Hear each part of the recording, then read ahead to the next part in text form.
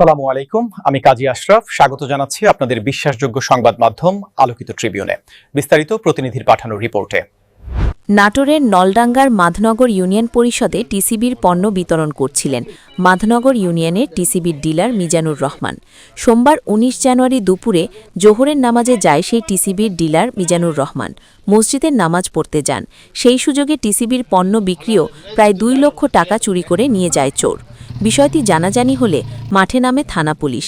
মাত্র ৫ ঘণ্টার মধ্যে সন্ধ্যা ৬টার দিকে টাকাসহ বাড়ি থেকে চোর উপজেলার পূর্ব মাধনগর গ্রামের রুম্মান সর্দার ৩৩কে আটক করে নলডাঙ্গা থানা পুলিশ। নলডাঙ্গা থানার ভারপ্রাপ্ত কর্মকর্তা ওসি মোহাম্মদ নূরে আলম জানান, থানা পুলিশের অভিযানে মাত্র ৫ ঘণ্টার মধ্যে ১,৮১,০৫০ টাকা উদ্ধার করা হয়েছে। আইনি ব্যবস্থা প্রক্রিয়াধীন আছে। আলোকিত ট্রিবিউন, নলডাঙ্গা, নাটোর।